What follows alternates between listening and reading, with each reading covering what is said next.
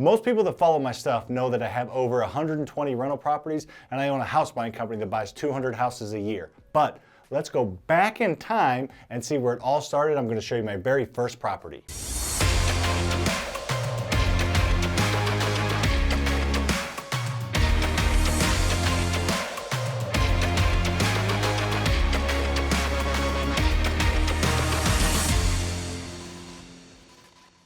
When I first got started, I thought you had to put 20% down on every single rental property you bought. I thought you needed money to make money. I did not understand how to properly leverage debt. My very first plan was to buy one rental property a year for 10 years, and after 10 years, start to pay down those rental properties. As you can see, I very much exceeded those goals because of what I learned along the way, but it all started with that very first property. I bought that first property with the thought that I was gonna fix it up, flip it, and sell it, and then take that profit and put 20% down on a rental. But during that process, I learned about the BRRRR strategy and the BRRRR method and learned that I could refinance out. Before I go into the details of the property, make sure that you stay tuned to the end for Maisie's joke of the day. This one's a good one. So me and my business partner, Lucas, who you've seen on this channel plenty of times, me and him were deciding to get into real estate investing. We each had full-time jobs. I liked my job okay. He hated his job, but we were looking for a way out of those jobs. And the best path to do that was real estate investing, and in our mind, rental properties. We wanted to grow generational long-term wealth through rental properties, and we didn't know exactly what that looked like, but we wanted to get started. So the first thing we did was we formed an LLC. We actually formed it at a bar on LegalZoom, a couple beers deep before a softball game. So we started that LLC and protected ourselves, and then we had to start to look for properties. So we looked around. Who do we know? Who can we get properties from? We didn't know anything about anything. We still thought you had to put 20% down on every single rental you bought. So our goal is to get that 20% down by fixing and flipping a property. We talked to a few people we know, and lo and behold, Lucas's mother-in-law is a real estate agent. So we talked to her. She took us to several properties. We probably saw 20, 30, maybe 40 properties before we bought this first one. We went on evenings and weekends and started to tour as many properties as we could and do our best guess as to what it was going to be worth fixed up and what it was going to take to get there. We didn't know the formula that we know now. Check out this video above that talks about it. ARV times 0.75 minus repairs. So we didn't even know that formula at that time, and that is a great way to make sure you're buying properties at enough of a discount. So we pretty much went into this thing blind, hoping we got a good deal. As we started to rehab the property, we did a ton of the work ourselves. We were painting, tearing out kitchen cabinets, tearing out flooring, doing as much as we could. We did hire a few things out, but in general, we were there on evenings, 20 hours a weekend for quite a while, trying to get our bearing and get a grasp on what was going on. As we were doing that, we were looking for other properties as well to start to fill the pipeline. We got to know a local real estate investing company, FasterHouse.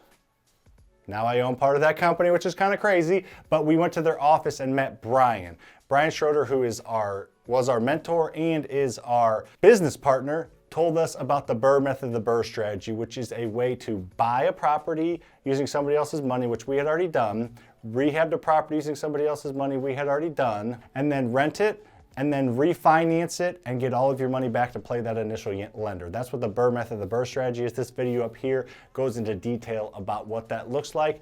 But for this video, we're just kind of staying at the higher level, kind of just seeing how the concept and how it actually played out. So as we were in the middle of rehabbing it with somebody else's money, our private money lenders, we talked to Brian. He told us you can take that property to your local bank and they'll appraise it and they'll cut you a check for 80% of that appraised value. If you bought it well enough, you'll be able to pay back your lender plus interest. Now you have a mortgage on the property that the tenant pays. So that completely blew our mind. We went from having to buy 20 properties, one to flip for cash, to put money down in one rental, to 10 rental properties. We didn't have to buy as many properties to get to our long-term goal of owning rental properties. I'm gonna break the numbers down exactly what we did and how we did it here in a second. Before we do that, I wanna talk about how we took action. Taking action is extremely important. We didn't know the buying formula. We didn't know that you could refinance out. All we knew was we feel like we got a good enough deal that we could put some of our own sweat equity to it and pay a little bit of money to other people to do the work, and we were going to make a profit on it. That's all we knew, and we went ahead and did it anyway. So that's the type of mindset you need. I would suggest probably knowing a little bit more. Just by watching this video, you're gonna know more than we knew when we very first got started, but we weren't afraid to take action. All right, let's look at the deal. Here's what the deal looked like. Like I said, we used Lucas's mother-in-law, a real estate agent, to find the deal. She took us to foreclosed properties, to bank-owned properties. The properties just looked like they needed work that were listed on the MLS. Back in 2014, 2015 timeframe, when we got started, you could find deals on the MLS, which is the multiple listing service where realtors list their properties. You still can to this day, but it's definitely a lot tougher than it was back then. So we drove around and looked at a ton of different properties. We found one that we liked and we put an offer on it. Now, how did we pay for it? We knew back then, we knew a little bit, we knew that you could use other people's money because we didn't have enough money to put 20% down on it, let alone pay for the rehab. So we used our private lender, Steve. I had this video up here where we talk about how to get private lenders and what to say to them in order to make them feel more comfortable loaning you the money. So we had that conversation with our private lender, Steve. He gave us the money for the initial purchase and rehab. So we bought the property for $78,000 and we needed $17,000 worth of repairs with us putting a lot of time and sweat and equity into the property ourselves. So we had $95,000 into the property once it was fixed up. We did a ton of the work, like I said, ourselves. So we have this property that's in really good shape. We did a pretty good job rehabbing it. We're pretty handy and we hired out the things we didn't know what to do and we got it rented. So we have this property that is now rented for $1,250 that we owe Steve $95,000 on. What do you do next? We took it to our local bank. A local bank, we talked to over 20 of them before we had one say that they were willing to fund us on this deal. So we went to a bunch of different banks. We were talking to the wrong ones for the most part, but we started to hone in and talk to the right ones, and they said they would do the deal. Partially because we each had a full-time job, W-2 income to support the deal if things went south, which I would suggest having, and we had decent credit, so that helped as well because we didn't have experience yet. So we took it to that local bank and they appraised it. They appraised the property for $125,000 and they were willing to write us a check for 80% of that appraised value. You can do the math, carry the 4, 6.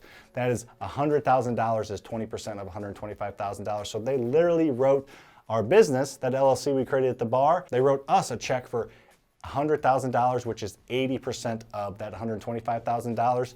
So we had a $100,000 cashier's check written to our business. What did we do with it? Go to casino, put it all in black? No, we paid Steve back. We owed him $95,000 plus interest, so we wrote him, just cut him that check for $100,000. So he made $5,000 in about 3 months without lifting a finger. Steve's smart. He's done with this deal now, though. We moved on, he's got his money back plus interest. Now, the reason they gave us that $100,000 check is because they pulled out a mortgage on the property. As nice as it was for them to give us that money, we have to pay them back. They didn't just give it to us. But if you will have noticed, I said we got it rented for $1,250. That $1,250 more than paid for that $100,000 mortgage every single month. It paid for maintenance, expenses, all other owning expenses. In this video up here, we go over how to look at cash flow and how you know exactly what you're cash flowing every month by taking your mortgage minus all your expenses. So we ran all those numbers because there's only about 5 or 6 things you need to know to run your cash flow formula. And we were making about $200 to $225 a month after everything. So that was our very first property. It was a pretty successful one. We kind of lucked into getting a good deal. We kind of lucked into meeting Brian at the right time. There was some luck involved, but like I said earlier, we were willing to take action and just figure it out as we went. We didn't know a ton. We're still learning to this day even, but having channels like this one to listen to, following us on our other social medias, TikTok, YouTube, Instagram, following us on all 3 of those, you will get a ton of knowledge. You will get more knowledge than I had when I got started. You'll have more knowledge than I had when I had several properties just by watching our free content. I actually have been recently getting 2 to 3 Instagram messages a month of people staying there making tens of thousands, not hundreds, not thousands, tens of thousands of dollars by listening to our free advice that we've been giving on this channel. So that first deal really worked out really well. It was the prototypical BRRRR deal, even though we didn't really know what the BRRRR method or BRRRR strategy was. So it worked out really well. We had a property that was worth $125,000 and we owed $100,000 on it. You ready to have some fun? All right, so fast forward 6 years later, that was fast forwarding. We're here now. The property is worth $175,000 and we owe $80,000 on it. So just in the past 6 years, we have almost $100,000 in equity that has been created without using any of our own money.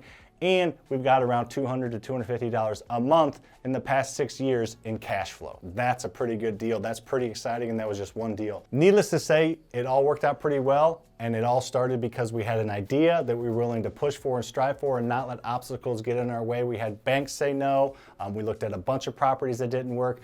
We just stayed focused and persevered and took action and made it happen, and we're continuing to do that today, just at a little bit bigger of a scale. Before I tell you the joke of the day, I did want to tell you 2 things that every successful real estate investor I know has in common. Every single one. There is not one that I know. I probably know a couple hundred very successful real estate investors, and every single one of them wishes they started earlier, so get the knowledge and start now, and they pay for some type of mentorship, some type of coaching, some type of mastermind, some type of course, something. They tap into knowledge of other people. Why would you try and recreate the wheel when somebody else has done it? People spend time, effort, blood, sweat, tears on learning processes and systems as they go through it. Tap into those people who have done that before so you can do it more effectively and more efficiently. Why would you want someone to show you the path if they've already walked it, rather than walking it yourself and getting smoked in the face by tree branches all the time?